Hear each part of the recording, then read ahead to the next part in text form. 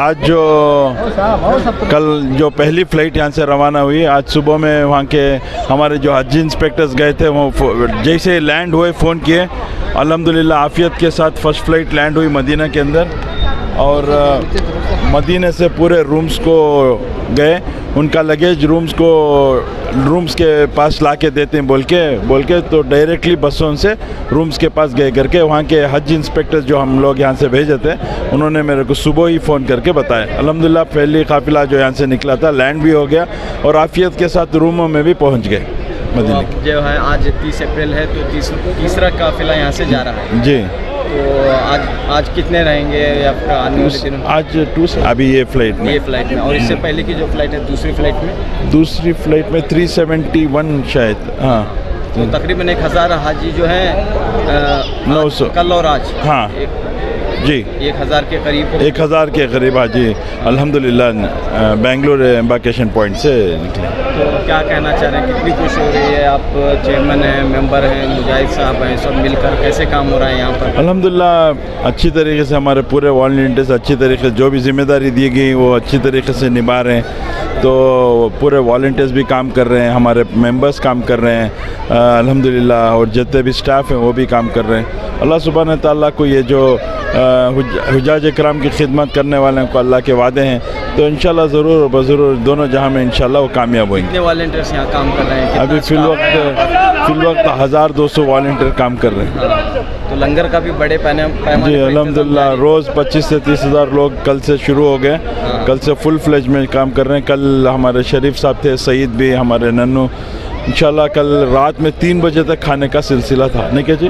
रात के 3 बजे तक अल्हम्दुलिल्लाह खाने का सिलसिला चल गया। क्या कह रहे हैं मिनिस्टर साहब ज़मीर अहमद? मिनिस्टर साहब तो बहुत खुश हैं, ज़मीर साहब हमारे लीडर खुश हैं, हमारे हज मिनिस्टर बहुत खुश हैं, यहाँ के इंतज़ामात और हमारे जितने भी मेंबर्स और हमारे जो भी काम कर रहे हैं, हमारे मुजाहिद भी और हमारे मुज़म्मिल भी, हमारे सैयद चार्ली जो दावनगिरे से हैं वो भी 2 दिन से हमारे साथ हैं अल्हम्दुलिल्लाह। पूरे अल्हम्दुलिल्लाह अच्छी तरीके से खिदमत हो रही है। मेंबर्स में तमाम मेंबर्स नज़र नहीं आ रहे हैं, ये बात कही जा रही है। देखिए मैं अब मुजाहिद भी, मैं और मुज़म्मिल बेंगलुरु के हैं, हमारे शाहिद साहब का वो आती करके बोल के हैं, हमारे दावनगिरे के आके हैं, हमारे वासिल भी सदर होके हैं बल्दिया के, तो इस वजह से थोड़ा उनकी मसरूफियत ज़्यादा होने की वजह से पिछले मरतबा वो पूरा हमारे साथ थे, लेकिन इस मरतबा वो बल्दिया के सदर होने की वजह से थोड़ा वक्त कम दे पा रहे। दूसरे जो हमारे बेलगाम के हैं समीउल्लाह मडिवाला साहब और हमारे इसके मंगलूर के वो भी कल थे, चले गए।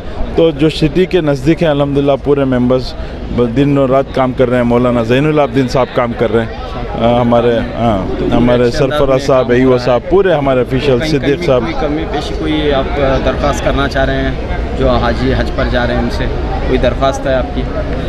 नहीं, जो भी हम लोग दरख्वास्त करते आ रहे हैं अल्हम्दुलिल्लाह सिर्फ ये है कि वो डेट चेंज का सऊदी गवर्नमेंट अभी तक हमको इजाज़त नहीं दी, तो बहुत सारे रिक्वेस्ट आके हमको डेट चेंज के और मेडिकल ग्राउंड्स पे हम लोग कल भी 2-3 टाइम हमने बात किया, लेकिन वो मेडिकल ग्राउंड्स पे भी एक्सेप्ट नहीं कर रहे हैं। तो हमको बहुत रंज हो रहा है क्योंकि बहुत सारे कवर नंबर्स अलग हैं, माँ बाप के अलग हैं, बच्चों के अलग हैं। इससे 15 दिन पहले तो क्लबिंग हुए, लेकिन 15 दिन के बाद बहुत स्ट्रिक्ट कर चुकी है सऊदी गवर्नमेंट। इस वजह से बहुत सारे जो पोस्टपोन्ड है, प्रीपोन है और क्लबिंग है वो बिल्कुल नहीं हो पा रहा।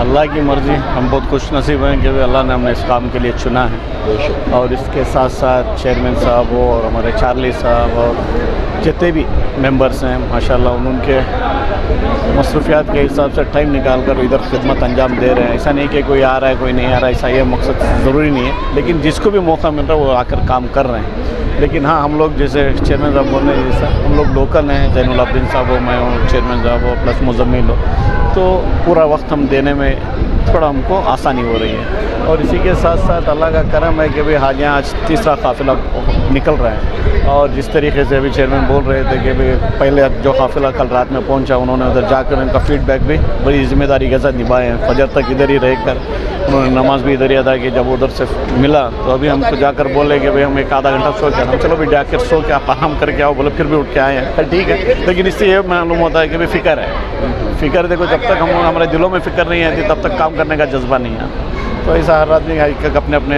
हैसियत के हिसाब से फ़िक्र करके काम कर रहे हैं। और उम्मीद करता हूँ कि माशाल्लाह पूरे हाजियाँ सही सलामत जाएंगे। और उनके साथ एक ही दरख्वास्त हमारी ख़ासकर इस बार ये है, जो कश्मीर के अंदर जो हादसा हुआ, टेररिस्ट अटैक हुआ, उनके घर वालों के लिए सुकून और सब्र के लिए दुआ करें, और हमारे मुल्क के लिए और कर्नाटक के लिए और अमन इसके लिए, क्योंकि हिंदू मुस्लिम कर बहुत सारी जगह बहुत फसाद कर रहे हैं, लेकिन बचाने वाला भी मुसलमान ही था। लेकिन जो फ़िरका परस्त हैं उन लोगों को इसका लेना देना नहीं है, सिर्फ उनको फसाद करना है। लेकिन वो फसाद जो कर रहे हैं अल्लाह उनको भी हिदायत दे, अच्छी सही समझ दे।